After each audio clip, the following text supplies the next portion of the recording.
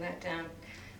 Good evening, everybody, and thank you very much for letting us come to this forum. My name is Laura Fausone. I'm the president of the Brevard chapter of NOW, the National Organization for Women, and I wanted to talk about keeping House Bill 1143 where it belongs on the veto table. And I'd like to ask, have any of you ever seen a deformed fetus in an ultrasound? I have. As a nurse, I witnessed that. I also witnessed the doctor callously tell the woman, well, the fetus is not viable, and he walked out of the room. I, as the nurse, was left to hold the woman in my arms while she had racking sobs and tried to decide what to do with her life. The only positive thing I can say about this experience, which scarred me, was that this woman made a voluntary choice to have the ultrasound. It was not mandated by the state. And I understand that this is a subject to which you're probably all not very comfortable with, and from what I understand, most of you are against. But I ask you please to listen to what I have to say with an open mind. Women want House Bill 1143 to stay vetoed. They need it to stay vetoed. Governor Charlie Crist probably sacrificed his political career standing up for the women that benefited by this veto. I admire his courage, and I can tell you this was the right thing to do.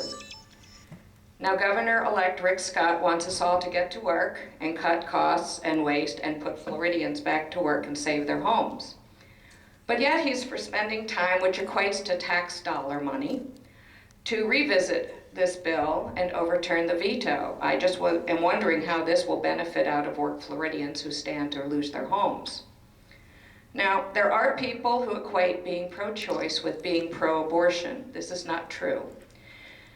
Think about this. Being pro-choice means having the right to choose what happens with your body. You make the choice on your own to have a child, or you make the choice to give a child up for adoption, or tragically, you may have to make this choice to terminate a pregnancy. And the last choice never is easy. It can come from a variety of reasons. The fetus is deformed, the woman is ill, she has mental disabilities, physical disabilities, she's a victim of rape or incest, she has the shame of an out-of-wedlock pregnancy, or she's poor. Women just need this veto to stay vetoed. We have very limited sex education in our schools. Actually, we should be teaching sex ed in elementary school. But I'm sure there's too many people that would fight that and think that children will be encouraged to have sex as a result of this education. But in reality, ladies and gentlemen, it's probably the clothes, the music, the videos, the movies, the TVs, and the peer pressure which encourages kids to have sex. But I'll leave that to someone else to discuss.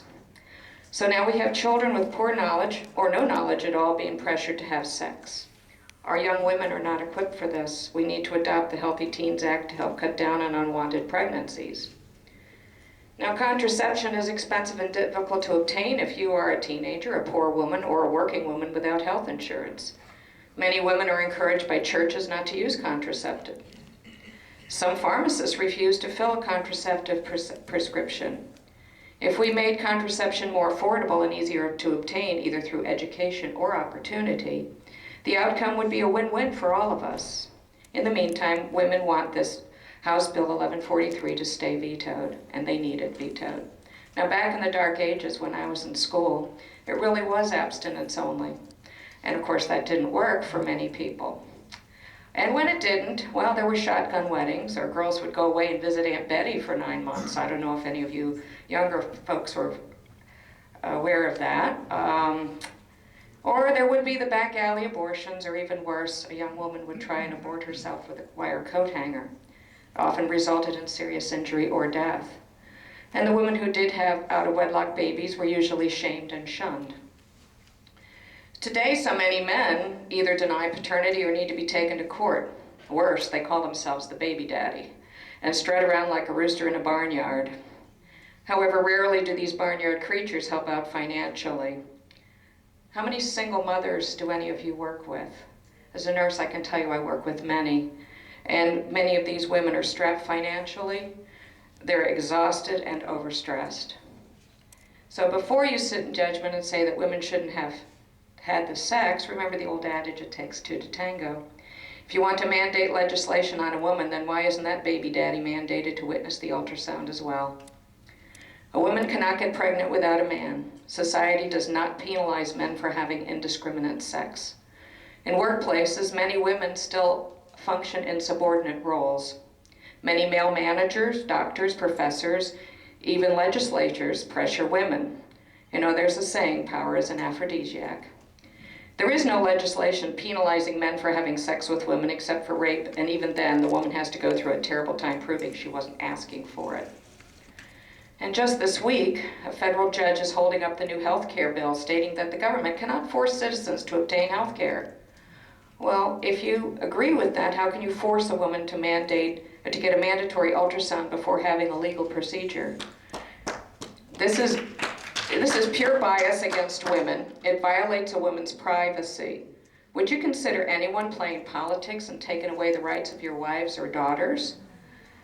You gentlemen and lady, they may consider this a subject of morality, but you can't legislate morality and you can't legislate ignorance. You can teach, you can be proactive, you can protect health care for all citizens. So please consider not revisiting House Bill 1143 and show respect to women by allowing them to make their own choice. And in closing, I'd like to read a quote from the late Richard Holbrooke. If women in the developing world do not have equal rights, they will not have equal health. It is as simple as that. The empowerment of women is not a politically correct cliche, but a living essential goal for everyone. Thank you.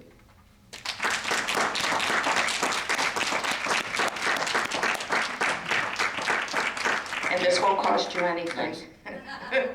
Next speaker is Don.